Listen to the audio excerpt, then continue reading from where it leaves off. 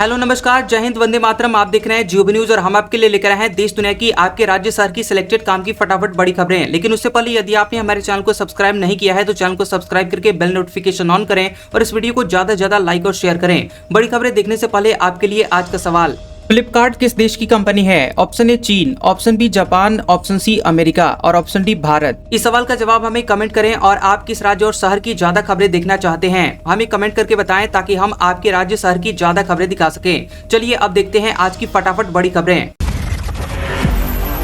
छत्तीसगढ़ में राज्य सरकार का नया आदेश, सरकारी अधिकारी कर्मचारियों को हेलमेट व सीट बेल्ट लगाना अब जरूरी।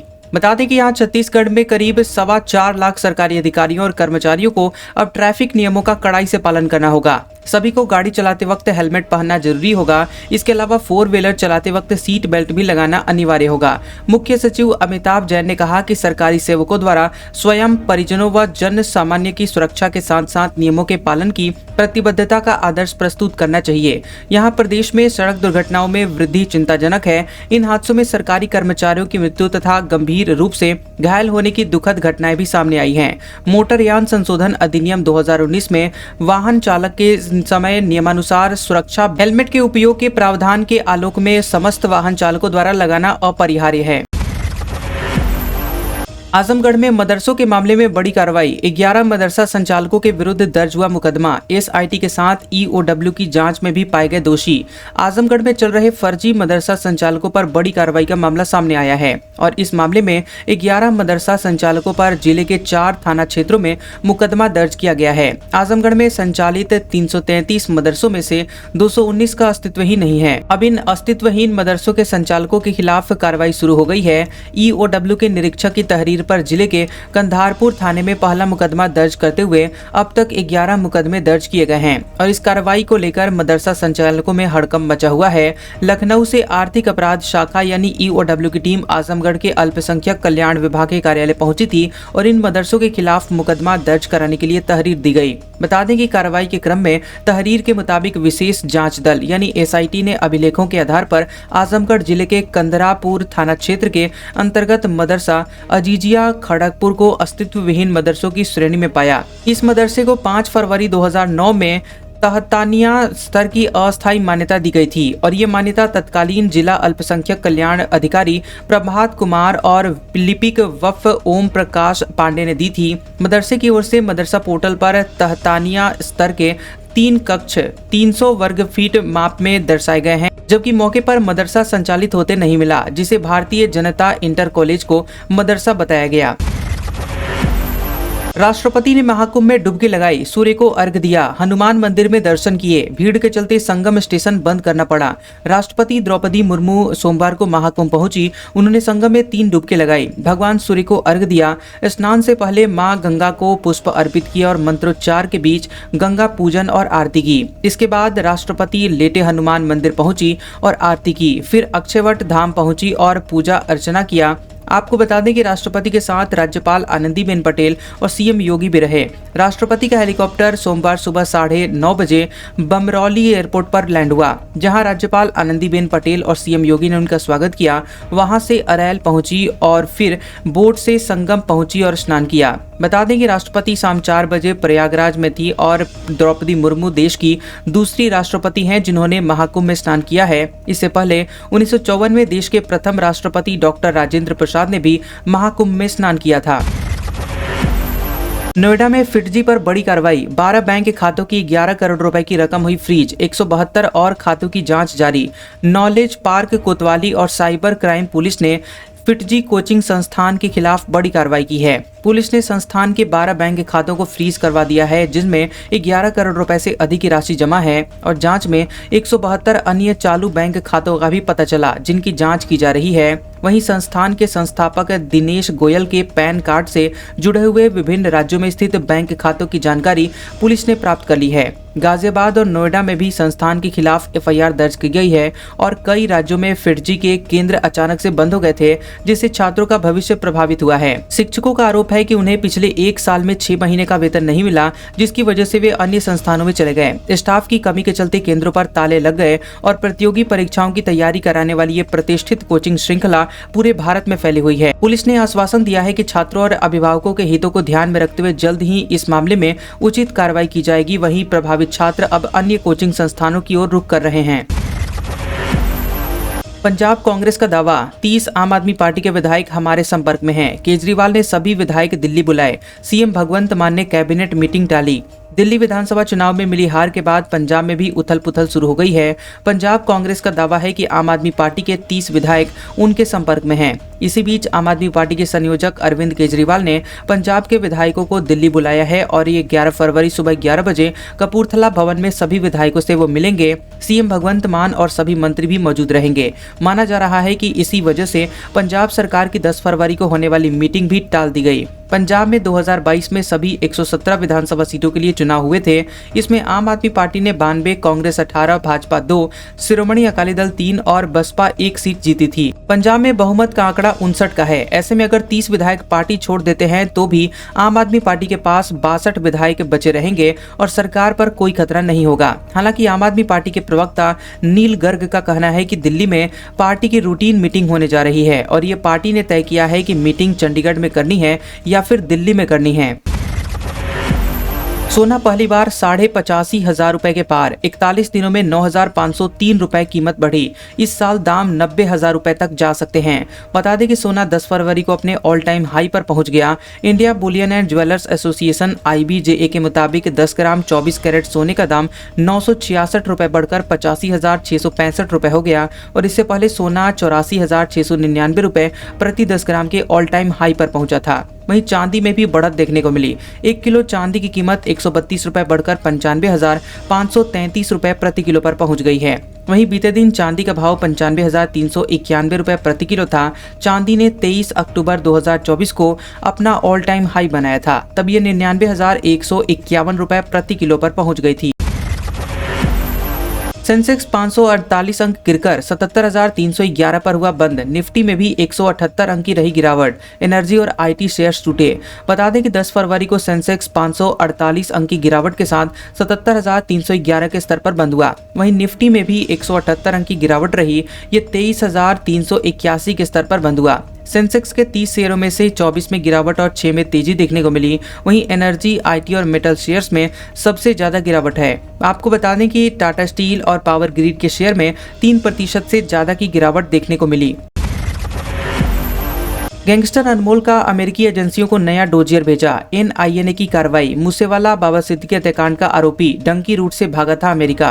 केंद्रीय जांच एजेंसी NIA ने कुख्यात गैंगस्टर लॉरेंस बिश्नोई के भाई अनमोल और कुछ अन्य शूटरों के खिलाफ अमेरिकी एजेंसियों को नया डोजियर भेजा है। उक्त डोजियर में NIA ने कुछ मुख्य रूप से पंजाब के गायक सिद्धू मूसेवाला की हत्या और बॉलीवुड अभिनेता सलमान खान पर फायरिंग के मामले को रखा है। अमेरिका में भारतीय मूल के FBI चीफ नॉमिनी काश पटेल के बाद ये पहला मौका है जब भारत ने अमेरिका को कोई दस्तावेज भेजा है जिसमें किसी गैंगस्टर का जिक्र है। ऐसे में उम्मीद है कि अनमोल को भारत लाया जाएगा। बता दें कि पिछले दिनों अमेरिका ने 104 भारतीयों को डिपोर्ट किया था और अब भारत अनमोल बिश्नोई को डिपोर्ट करने की बात करने की तैयारी कर रहा है। बता दें कि जानकारी मिली है जिसके मुताबिक गैंगस्टर अनमोल बिश्नोई तब अमेरिका भागा था जब उसने पंजाब सिंगर सिद्धू मूसेवाला की हत्या करवाई थी और वह मैक्सिको से होते हुए डंकी लगाकर अमेरिका में घुसा था, जिसके बाद से उसकी गिरफ्तारी और सरेंडर की खबरें भी आई, मगर वे सब झूठ निकला। SGPC ने ज्ञानी हरप्रीत सिंह की सेवाएं समाप्त की।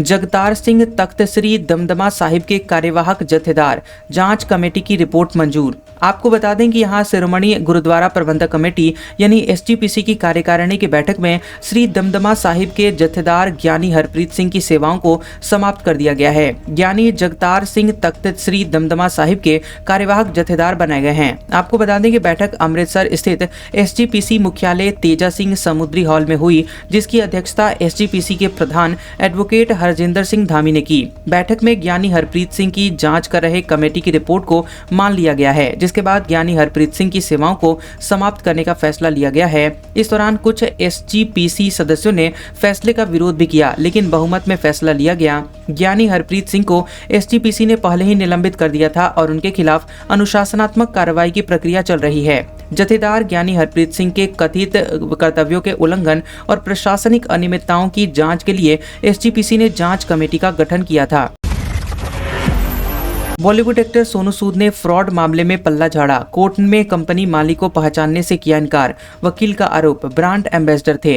बॉलीवुड एक्टर सोनू सूद लुधियाना की कोर्ट में वीडियो कॉन्फ्रेंसिंग के जरिए पेश हुए, जहां उन्होंने मल्टी लेवल मार्केटिंग कंपनी के फ्रॉड केस में अपनी गवाही दी। सूत्रों के मुताबिक उन्होंने कोर्ट में कहा कि मैं आरोपी को नहीं जानता, मेरा उससे कोई लेना देना नहीं है, मैं इसमें ब्रांड एम्बेसडर नहीं था, मुझे गवाह क्यों बनाया गया इसका पता नहीं। सूद की गवाही देने के ऑर्डर कोर्ट जारी करेगा और अब इस मामले में 20 मार्च को सुनवाई होगी। इसमें सोनू सूद को नहीं बुलाया जाएगा। बता दें कि लुधियाना के judicial magistrate first class JMIC Ramanpreet Kaur की कोर्ट ने 29 जनवरी को सोनू सूद के गैर जमानती गिरफ्तारी वारंट जारी किए थे। कोर्ट ने मुंबई अंधेरी वेस्ट के ओशिवरा थाने के SHO को सोनू सूद को गिरफ्तार कर कोर्ट में पेश करने के आदेश दिए थे। लंपी स्किन डिजीज के लिए देश की पहली वैक्सीन को ड्रग अथॉरिटी ने दिया लाइसेंस। भारत बायोटेक ग्रुप की कंपनी बायोवेट की डेयरी पशुओं को होने वाली बीमारी लंपी स्किन डिजीज के लिए बनाई गई वैक्सीन को central drug standard control organization यानी CDSCO ने लाइसेंस दे दिया है। कंपनी का दावा है कि यह दुनिया की पहली वैक्सीन है जो तेजी से फैलने वाले वायरल इन्फेक्शन से मवेशियों को बचाएगी। इस बीमारी के लक्षणों में बुखार, त्वचा पर सूजन और लिम्फ नोड्स का बढ़ जाना शामिल है। बायोवेट ने इस वैक्सीन को भारतीय कृषि अनुसंधान परिषद यानी ICAR के सहयोग से तैयार किया है और इसे बायो लंपी वैक्सीन का नाम दिया गया है और जल्द ही इसे बाजार में लॉन्च किया जाएगा। बजट सत्र का 7वां दिन, सोनिया गांधी राज्यसभा में बोली, 14 करोड़ लोग खाद्य सुरक्षा कानून से वंचित, सरकार जल्द से जल्द मतगणना करवाए। संसद के बजट सत्र सोमवार को 7वां दिन था और राज्यसभा में कांग्रेस की सांसद सोनिया गांधी ने कहा कि 14 करोड़ लोग खाद्य सुरक्षा कानून से बाहर है, उन्हें इस कानून के दायरे में लाना चाहिए। सोनिया गांधी ने सरकार से मांग की है कि जल्द से जल्द जनगणना करवाई जानी चाहिए। भाजपा सांसद निशिकांत दुबे ने सरकार से मांग की है कि भारत में USAID यानी US agency for international development की तरफ से फंडिंग पा रहे संगठनों की जांच करे और उन्होंने आरोप लगाया कि इनमें से ज्यादातर संगठन देश में अशांति फैलाने का काम करते हैं और कांग्रेस पार्टी से जुड़े हुए हैं। वहीं दुबे ने यह भी कहा कि अमेरिकी राष्ट्रपति डोनाल्ड ट्रंप ने USAID को इसलिए बंद कर दिया था क्योंकि ये एजेंसी सिर्फ दुनिया भर में सरकारों को गिराने के लिए पैसे खर्च करती थी। वहीं लोकसभा में शून्यकाल के दौरान इस मुद्दे को उठाते हुए दुबे ने दावा किया कि USAID की तरफ से फंडिंग पाने वाले संगठनों ने सरकार की अग्निवीर योजना के खिलाफ प्रदर्शन किए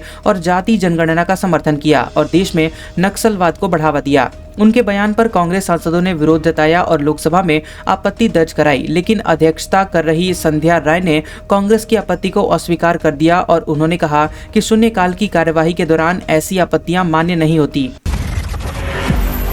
परीक्षा पे चर्चा में PM मोदी ने फोकस के लिए क्रिकेट का मंत्र दिया। कहा, सिर्फ बॉल पर फोकस करें, शोर पर नहीं। पेरेंट्स पढ़ाई का प्रेशर न डालें। परीक्षा पे चर्चा के 8वें एडिशन में PM नरेंद्र मोदी ने 10वीं और 12वीं के स्टूडेंट से बोर्ड एग्जाम को लेकर बातचीत की। PM मोदी ने स्टूडेंट से कहा कि सबके पास दिन में 24 घंटे ही होते हैं और इतने समय में ही कोई सब कुछ कर लेता है और कोई यही कहता रहता है कि समय नहीं है। ऐसे में टाइम मैनेजमेंट सीखना बहुत जरूरी है। PM मोदी ने पेरेंट्स और टीचर्स को सलाह दी। कहा, बच्चों की भावनाओं को समझें।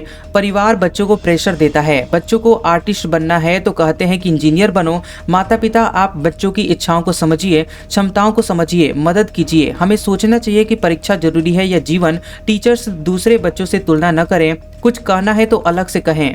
PM ने सलाह दी कि टारगेट ऐसा बनाए जो पहुंच में हो, पकड़ में नहीं। ज्यादातर लोग खुद से स्पर्धा नहीं करते, दूसरे से करते हैं। जो खुद से स्पर्धा करता है उसका विश्वास कभी टूटता नहीं है। टारगेट हमेशा ऐसा हो जो पहुंच में हो लेकिन पकड़ में न हो। 95% मार्क्स लाने का टारगेट था और 93% आए तो आप सफल हैं। बॉडी पर कंट्रोल सीखने के लिए प्राणायाम करें। झरने की आवाज सुनिए। आपको आवाज सुनाई दे रही है। आप लोगों को मेडिटेशन करना चाहिए। आपके मन में क्या चल रहा है उसे भी सोचिए। अगर ऐसा कर रहे हैं तो आपका ध्यान केंद्रित हो रहा है। परेशानी, चिंता से निकलने के लिए प्राणायाम कीजिए। आपको अपनी बॉडी पर कंट्रोल होगा। तिरुपति लड्डू विवाद, CBI ने 4 आरोपियों को गिरफ्तार किया। जांच में खुलासा, डेयरी मालिक ने फेक डॉक्यूमेंट से घी सप्लाई का टेंडर लिया। बता दें कि तिरुपति मंदिर के लड्डू प्रसादम में मिलावट के मामले में गिरफ्तार 4 आरोपियों को कोर्ट ने 20 फरवरी तक न्यायिक हिरासत में भेज दिया है। वहीं CBI ने इन्हें रविवार को गिरफ्तार किया था। इसके बाद इन्हें कोर्ट में पेश किया गया था। आरोपियों की पहचान भोले बाबा डेयरी के पूर्व निदेशक विपिन जैन और पोमिल जैन, वैष्णवी डेयरी के अपूर्व चावड़ा और AR डेयरी के राजू राजशेखरन के रूप में हुई है। चारों को प्रसाद के लड्डू बनाने के लिए घी की सप्लाई में अनियमितता मिलने पर गिरफ्तार किया गया था। वहीं सीबीआई को जांच में पता चला कि वैष्णवी डेयरी के प्रतिनिधियों ने AR डेयरी के नाम पर टेंडर हासिल किए थे और वैष्णवी डेयरी ने टेंडर प्रक्रिया में हेरफेर करने के लिए AR डेयरी के नाम पर इस्तेमाल करते हुए फर्जी डॉक्यूमेंट्स और मुहरें बनवाई थी। वैष्णवी डेयरी द्वारा बनाए गए नकली रिकॉर्ड में दावा किया गया कि उसे रुड़की में भोले बाबा डेयरी से घी खरीदा है, लेकिन उसके पास जरूरी मात्रा में आपूर्ति करने की क्षमता ही नहीं थी। दिल्ली सीएम से LG बोले, आपको यमुना मैया का श्राप लगा। आतिशी से कहा, आपके बॉस केजरीवाल को चिताया था, उन्होंने यमुना सफाई प्रोजेक्ट रोका।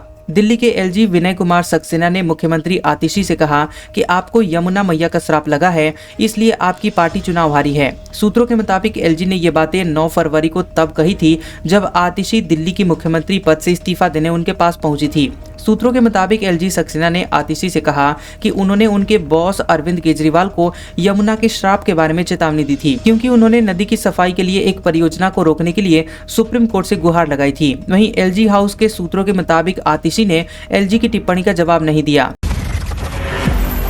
महबूबा मुफ्ती की बेटी के 2 पर्सनल सिक्योरिटी ऑफिसर सस्पेंड। नजरबंद होने के बावजूद कठुआ पहुंची थी इल्तिजा, बोली ये उमर सरकार का अन्याय। जम्मू कश्मीर की पूर्व मुख्यमंत्री के महबूबा मुफ्ती की बेटी इल्तिजा मुफ्ती के 2 पर्सनल सिक्योरिटी ऑफिसर्स PSO को सस्पेंड कर दिया गया है। उमर सरकार ने इल्तिजा के श्रीनगर में नजरबंद होने के बावजूद कठुआ पहुंचने पर यह कार्रवाई की है।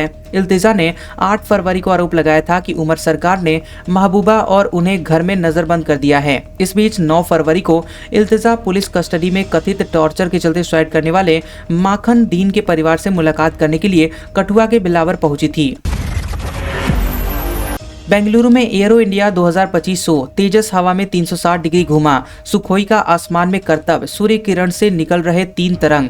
बता दें कि एशिया के सबसे बड़े एयर शो में से एक एरो इंडिया 2025 की शुरुआत हो चुकी है और ये शो बेंगलुरु के येलाहेंका एयरफोर्स स्टेशन पर आयोजित किया जा रहा है, जो कि 14 फरवरी तक चलेगा। एयर शो में तेजस मार्क 1A विमान ने हवा में 360 डिग्री चक्कर लगाए। वहीं सुखोई Su-30 MKI ने भी आसमान में करतब दिखाया। सूर्य किरण ने हवा में उड़ान के दौरान 3 रंग फैलाए। रक्षा मंत्री राजनाथ सिंह ने एरोस्पेस और रक्षा प्रदर्शनी के 15वें संस्करण का उद्घाटन किया। शो में करीब 30 देशों के रक्षा मंत्री या प्रतिनिधि और 43 देशों के वायुसेना प्रमुख और सचिव मौजूद रहेंगे। आपको बता दें कि शो के पहले 3 दिन बिजनेस विजिटर्स और आखिरी 2 दिन आम लोगों के लिए रहेंगे। बांके बिहारी मंदिर में सेवादारों ने श्रद्धालुओं को पीटा। मुंबई से आए थे 17 लोग। चढ़ावे को लेकर विवाद हुआ। 3 श्रद्धालु घायल, 2 सेवादार हिरासत में लिए गए। बता दें कि वृंदावन के बांके बिहारी मंदिर में श्रद्धालुओं और पुजारियों के बीच मारपीट हो गई। इसमें 2 महिलाओं समेत 3 श्रद्धालु घायल हो गए हैं। श्रद्धालु मुंबई से आए थे। मारपीट का ये मामला CCTV में कैद हो गया है और जिसमें देखा जा रहा है कि सेवादार से पहले बात होती है, फिर विवाद होने के बाद दोनों एक दूसरे को लात घूंसे मारने लगते हैं। तभी और सेवादार गोस्वामी आ जाते हैं, श्रद्धालुओं को पीटना शुरू कर देते हैं। पुलिस पूछताछ में सामने आया कि श्रद्धालु और सेवादार के बीच प्रसाद चढ़ाने को लेकर विवाद हुआ था। आपको बता दें कि यहाँ मुंबई से 17 श्रद्धालुओं का एक ग्रुप सोमवार सुबह को ठाकुर श्री बांके बिहारी मंदिर में दर्शन करने के लिए पहुंचा था। जगमोहन में पहले से ही यहाँ श्रद्धालु की भीड़ थी। वहाँ गोस्वामी परिवार के कुछ युवक पहले से मौजूद थे। उनके साथ कई लोग थे जिन्हें वह दर्शन कराने के लिए आए थे। यहाँ आगे आने और चढ़ावा को लेकर मुंबई से आए श्रद्धालुओं से झगड़ा हो गया, फिर मारपीट शुरू हो गई। एक कॉल से ट्रंप के खास बने ऑल्टमैन। AI का सबसे बड़ा प्रोजेक्ट स्टारगेट हासिल किया। डील में एलन मस्क को दी मात। अमेरिकी अरबपति एलन मस्क ने राष्ट्रपति चुनाव के दौरान डोनाल्ड ट्रंप के लिए खुलकर प्रचार किया था। राष्ट्रपति ट्रंप को निर्वाचित होने में मदद करने के बाद एलन मस्क की AI नीतियों पर हावी होने के लिए तैयार थे, लेकिन मस्क के पुराने साथी और ओपन AI के CEO सैम ऑल्टमैन ने उन्हें चकमा दे दिया। ऑल्टमैन ने ट्रंप को अपने पक्ष में कर लिया और व्हाइट हाउस में पकड़ बना ली। ट्रंप के शपथ ग्रहण समारोह में भी ऑल्टमैन को ओवरफ्लो रूम में बैठाया गया, जबकि एलन मस्क, मार्क जुकरबर्ग और जेफ बेजोस जैसे अन्य तकनीकी अरबपतियों ने कैपिटल रोटुंडा के मंच पर स्थान उनको मिला था। अब रिपोर्ट में खुलासा हुआ है कि शपथ समारोह से कुछ दिनों पहले वॉशिंगटन के लिए उड़ान भरने के दौरान ऑल्टमैन और ट्रंप की फोन पर बातचीत हुई थी और 25 मिनट के कॉल में ऑल्टमैन ने ट्रंप को AI के सेक्टर में अमेरिका को ग्लोबल लीडर बनाने का खाका पेश किया और कॉल से परिचित 3 लोगों के मुताबिक ऑल्टमैन ने ट्रंप को भरोसा दिलाया कि वे AI सेक्टर में अमेरिका को चीन पर बढ़त दिलाएंगे। पीएम मोदी फ्रांस और अमेरिका के दौरे पर रवाना, बोले ट्रंप से मिलने के लिए उत्साहित, साझेदारी को बढ़ावा देना एजेंडे में शामिल। भारतीय प्रधानमंत्री नरेंद्र मोदी फ्रांस और अमेरिका के दौरे पर रवाना हो गए हैं। पीएम मोदी का ये दौरा 10 से 14 फरवरी तक है और वे फ्रांस के दौरे पर रहेंगे 2 दिन, उसके बाद 12 और 13 फरवरी को अमेरिका के दौरे पर रहेंगे। इस यात्रा को लेकर पीएम मोदी ने कहा कि राष्ट्रपति मैक्रो के निमंत्रण पर मैं 10 से 12 फरवरी तक फ्रांस की यात्रा पर रहूंगा। मैं पेरिस में AI समिट की सह अध्यक्षता करने के लिए उत्सुक हूँ। फ्रांस से मैं राष्ट्रपति डोनाल्ड ट्रंप के निमंत्रण पर अमेरिका की 2 दिवसीय यात्रा पर जाऊंगा। मैं राष्ट्रपति ट्रंप से मिलने के लिए उत्साहित हूँ। उनके साथ पहले कार्यकाल में काम करने का अनुभव अच्छा है। पीएम मोदी ने बताया कि वह फ्रांस में पहले भारतीय वाणिज्य दूतावास का मार्सिले शहर में उद्घाटन करेंगे और फिर international thermo nuclear experimental reactor परियोजना का दौरा करेंगे और इसके साथ ही वो पहले और दूसरे वर्ल्ड वॉर के दौरान मारे गए भारतीय सैनिकों को मजार ग्यूज युद्ध समाधि स्थल पर श्रद्धांजलि देंगे। चलिए अब देख लेते हैं अगले 24 घंटों के दौरान देश भर में कैसा रहेगा मौसम। अगले 24 घंटे के दौरान 10 से 12 फरवरी के बीच पश्चिमी हिमालय क्षेत्र में छिटपुट हल्की बारिश और बर्फबारी की गतिविधियां संभव है। अब वहीं 12 फरवरी के बीच सिक्किम, पूर्वोत्तर असम और अरुणाचल प्रदेश में हल्की बारिश और बर्फबारी हो सकती है। 11 और 12 फरवरी को अरुणाचल प्रदेश में बारिश और बर्फबारी की तीव्रता बढ़ सकती है। अगले 2 से 3 दिनों के दौरान उत्तर पश्चिम और मध्य भारत में न्यूनतम तापमान धीरे धीरे बढ़ सकता है। आज का सुविचार, सूरत कितनी भी अच्छी क्यों ना हो, अगर सीरत ही खराब हो तो 4 दिन बाद सूरत भी खराब होने लगती है। और सूरत कितनी भी खराब हो, अगर सीरत अच्छी है तो 4 दिन बाद वही सूरत दुनिया का सबसे खूबसूरत चेहरा बन जाता है। इसलिए सूरत नहीं, सीरत संवारें। कैसा लगा ये वीडियो हमें कमेंट सेक्शन में जरूर बताएं। वीडियो पसंद आया हो तो वीडियो को लाइक और शेयर करें और ऐसी इंटरेस्टिंग वीडियोस देखने के लिए हमारे चैनल जियोबी न्यूज को सब्सक्राइब करें और बेल आइकॉन को दबाएं। और हमारे ओल्ड और लेटेस्ट वीडियोस देखने के लिए हमारे प्लेलिस्ट और कम्युनिटी टैब को जरूर चेक करें। तो मिलते हैं अगले वीडियो में, तब तक के लिए आपका शुक्रिया।